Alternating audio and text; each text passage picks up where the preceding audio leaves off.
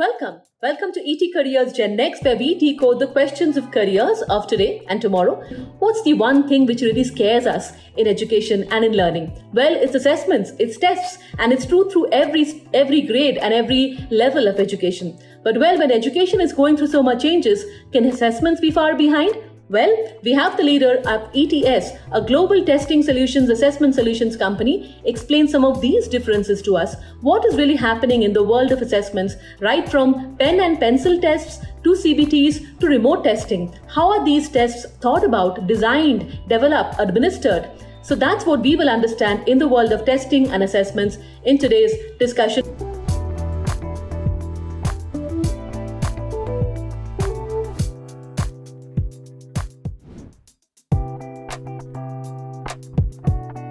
So ETS was founded in 1947, and we are the world's largest education, data, and insights organization. We are globally headquartered in Princeton, New Jersey, but we have offices in many countries throughout the world.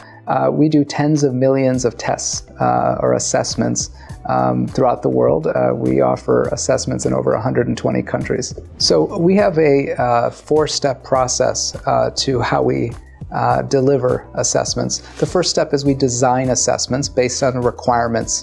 The second is that we then build the test, which we call item development, developing the test questions or the items. The third is scoring, developing a scoring methodology, cut scores, and looking at a variety of measures to determine what's the right levels. And then finally, we do analysis of all of that. So it's the designing, the building, the scoring, and then the analysis.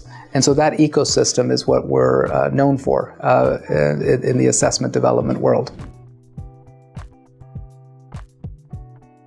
You can do pencil and paper assessments with us, where you go, like back in the old days, physically to a place, and pencil and paper take a test.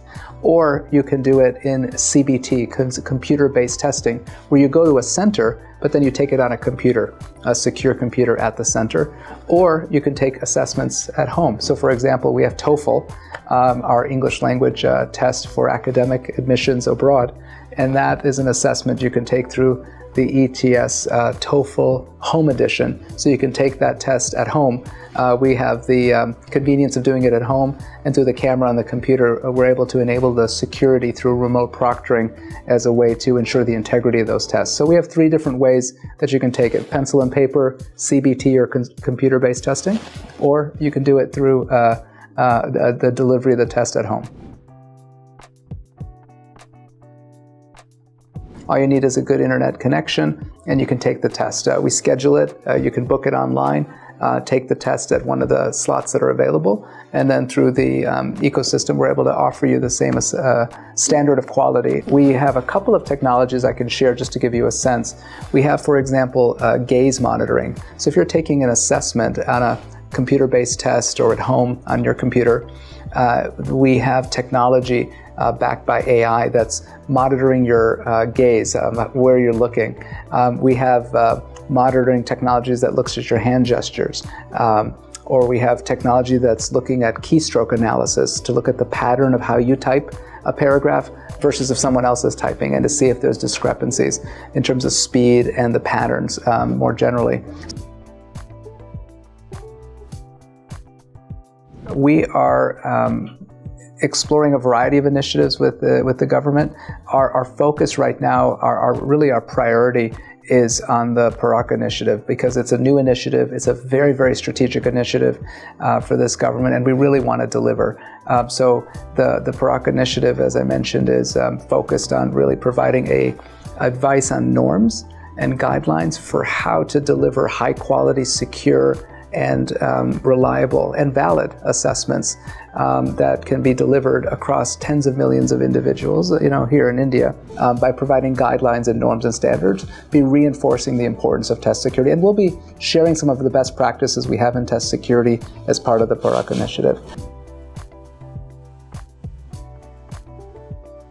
We see a lot of opportunity. There's AI at multiple levels in our area. As I mentioned earlier, there's these four steps when you're building a test. You're designing it, you're building it, you're scoring it, and then you're analyzing it. So each of those steps can and does involve AI. When you're designing assessments, you can look at patterns in other areas to help you design a test that's valid, reliable, secure. When you're developing items and generating questions, we already use AI in the development of those tests so that you're able to have patterns across particularly hundreds of centers where people are taking a test. You can have similar questions based on patterns that allow you to provide security. So you mentioned the issue of papers leaking and so forth. So through AI, you can have different questions, but there's similar types of questions that allow you to maintain security across the world. Scoring as well involves AI, and then certainly the analysis, right? That's the data part. That's really where you can use machine learning at scale. You can also, for AI, be involved in the test security side, as I mentioned, with the various ways that through facial recognition, through keystroke analysis, technology is working behind the scenes. Here's what we believe. Just as, when calculators came in and there was a worry by math teachers and others that, well, wait a minute, how are people going to learn arithmetic because they just calculate? But we've moved on, right? And now we can coexist and teach math, but also when you're getting to higher order math, for example, grab your calculator to do the quick calculation. In a similar way, we believe that generative AI, ChatGPT and other forms of generative AI are really the part of the world that we're living in. There's so many benefits that come from it. And yes, there are going to be adjustments that we have to make in the educational context. But one example can be a teacher asks a student to go to ChatGPT and ask a question about a historical topic or whatever topic. The answer comes back from ChatGPT, and then the teacher says, now analyze that for me. And so that's a higher order type of skill. It involves critical thinking. It involves the ability to understand and interpret. It involves the ability to compare and contrast. Or you can ask another group of kids to look at two different essays. And one was generated by ChatGPT on a question, and another was generated by a student, and to compare and contrast. Or you can do an essay that's from ChatGPT, and then you can ask them, is it real or not? And so there's a lot of different ways you can go to the next level. The original content may have come out of ChatGPT, but then it's the analysis, the interpretation. Because the next level of our needs as society is going to be around critical thinking, on being able to determine fact from fiction, to ask questions. All of those kinds of higher order skills can still be applied to a ChatGPT-enabled world. So that's what we're seeing. We're seeing you can still teach a lot of good skills, even in a world where ChatGPT exists. Well, that's it from me, Devlina, signing out from ET Careers Gen Next. We'll be back soon with more discussions on careers, on education, and on jobs. Please let us know what you would like to hear, and we'll bring you those learnings. Thank you so much.